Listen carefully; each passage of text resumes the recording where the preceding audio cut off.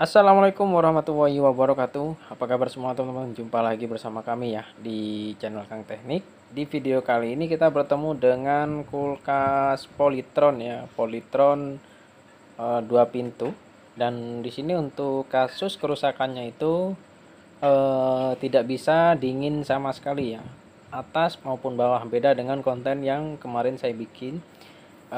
Konten kemarin yang saya bikin itu yang atas dingin, yang bawah nggak bisa dingin. Namun kebetulan untuk hari ini dua-duanya itu tidak ada dingin sama sekali ya teman-teman. Nah kalau misalkan tidak dingin dua-duanya sama sekali seperti ini, bisa jadi di area mesin ataupun freon ataupun hal-hal lain ya, bisa dari kelistrikan juga bisa. Nah, yang perlu kalian lakukan kalau misalkan tidak ada dingin sama sekali, atas bawah nggak ada dingin, kalian bisa cek di bagian kipas di bagian atas ataupun fan di bagian pintu atas. Kalian bisa pastikan kipasnya itu bisa berputar atau tidak. Karena sistem kerja pada kulkas 2 pintu yang menggunakan timer, apabila kipas itu bekerja, kompresor itu harusnya bekerja. Kalau kok kipas bekerja, kompresor nggak bekerja, kemungkinan ada masalah di bagian overload ataupun di bagian relay ya. Kalau misalkan fan nggak bekerja ataupun normal ya tapi nggak bekerja, itu ada kemungkinan terjadi kerusakan di area timer. Jadi kalian bisa analisa sendiri nanti ya, karena setiap kerusakan itu berbeda-beda. Namun di video kali ini untuk fan itu bisa bekerja otomatis. Di bagian kompresor di sini saya cek juga itu bekerja ya, ada getaran ya. Nah, ada getaran pun kalian bisa belum tentu jalan ya. Kalian bisa cek di bagian evapnya, pastikan ada suara desis atau suara kemericik ya. Kalau misalkan ada suara desis itu udah pasti kompresornya bekerja. Nah, di sini untuk kompresor sudah bekerja dan setelah saya lihat untuk di bagian ampere itu berada di 0,8 dan normalnya harusnya berada di 1, ya. Karena ini 0,8 ada kemungkinan eh, kulkas ini freonnya itu habis ya. Karena ampernya cukup rendah, harusnya kan sekitar 1, ya. Dan di sini setelah saya cek di bagian filter. Nah, ini untuk memastikan apakah freonnya itu ada atau tidak, kalian cek di bagian perpipaan ini, di bagian pipa besi ini, atau biasa kita sebut dengan kondensor. Pastikan kondensor itu panas. Dan juga untuk di area bodi, kulkas yang normal ataupun freon yang normal itu di bagian bodi itu harusnya panas. Nah, seperti di video kali ini untuk di bagian kondensor maupun di bagian bodi kulkas ataupun di bagian filter itu tidak ada panas sama sekali. Dan ini bisa kita pastikan kulkas ini mengalami kebocoran freon ya ataupun freonnya habis. Dan di sini karena freonnya habis, di sini saya langsung mengganti kondensor ya. Nah, di sini kenapa langsung, mungkin kalian bertanya, Bang, kenapa langsung ganti kondensor? Kenapa nggak dicek kebocorannya? Nah, untuk jenis kulkas yang Polytron sendiri di sini udah saya sering mengecek ya, saya press dua-duanya. Saya press di bagian kondensor maupun DF. Itu yang paling sering bocor itu di bagian di area kondensor ya teman-teman. Makanya di sini saya nggak perlu ngepres ya, karena di bagian EVA pun juga nggak ada oli, karena oli itu adalah salah satu ciri-ciri freon itu bocor ya, adanya freon bocor.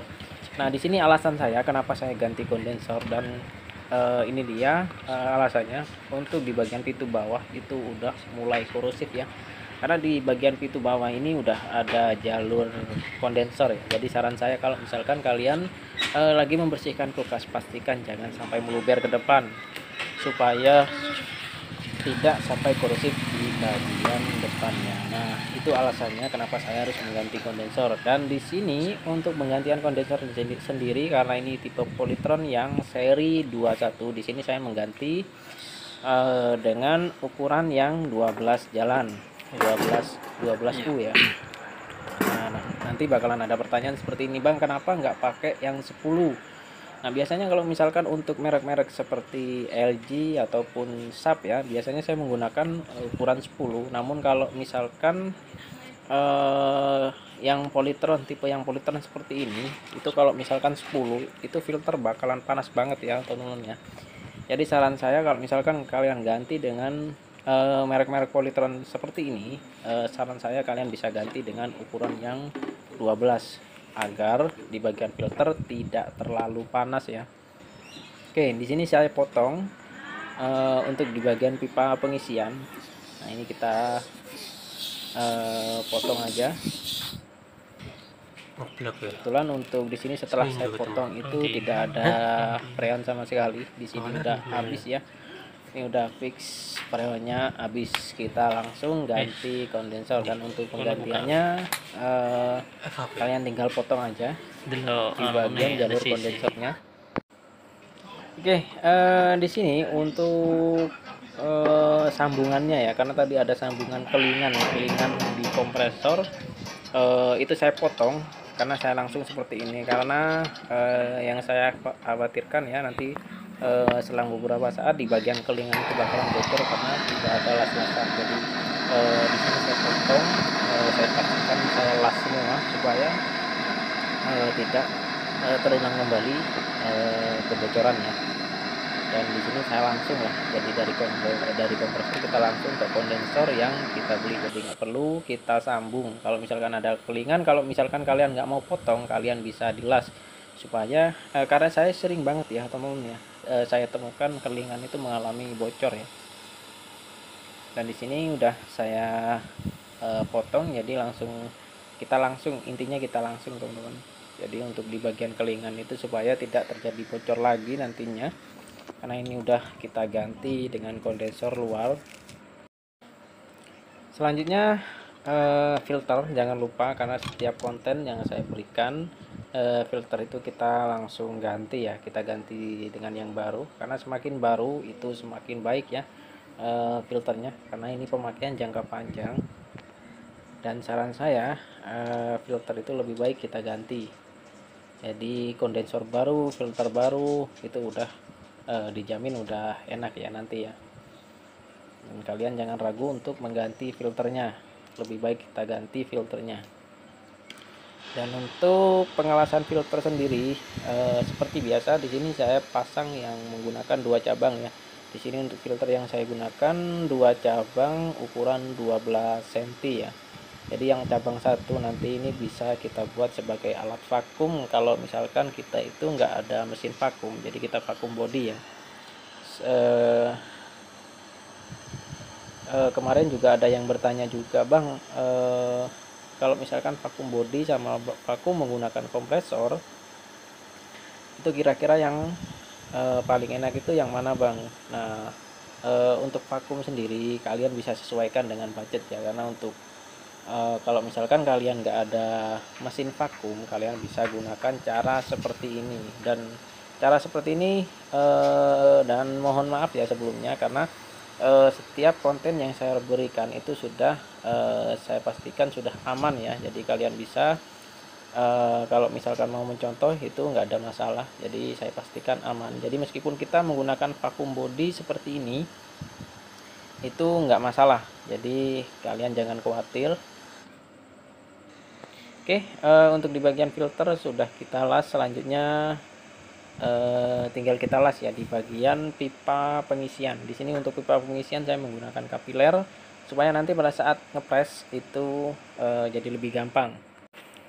Nah, tinggal kita proses vakum ya. Setelah kita las, filter kita ganti, selanjutnya kita proses vakum. Kita pastikan udaranya sudah habis. Kalau misalkan udaranya sudah habis, langsung kita las. Oke, tinggal proses akhir ya, yaitu proses pengisian freon. Di sini untuk proses pengisian freon saya lakukan dalam kondisi keadaan kompresor keadaan mati, jadi keadaan nggak jalan. Nah, di sini kita kalau bisa kalian bisa isi sampai 80, tapi kalau misalkan udah mentok nggak bisa naik lagi, boleh kalian bisa hidupkan kembali ya. Di sini setelah tekanan udah berada di 80, di sini kompresor sudah berjalan, dan di sini untuk tekanan itu berada di sekitar 17 ya, 17 psi, dan kondensor udah mulai merata, dan di bagian kondensor juga sudah mulai merata semua.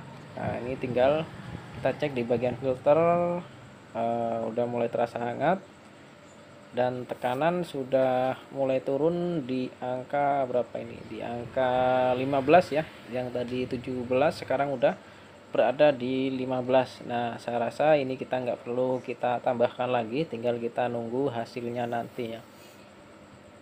Oke, di sini setelah menunggu beberapa saat ya, beberapa menit, dan di sini ampere menunjukkan di 1,6 ya, hampir 10. Jadi untuk ampere yang bawaannya itu sekitar 1,10, dan di sini ampernya 1,6, dan di sini udaranya sudah mulai dingin. Jadi fan-nya sudah bekerja, dan di bagian pintu atas sudah mulai terasa dingin. Dan jangan lupa juga untuk di bagian bawah kalian pastikan hembusan udaranya itu keluar ya. Kalau misalkan nggak keluar berarti ada penyumbatan di bagian airflow-nya.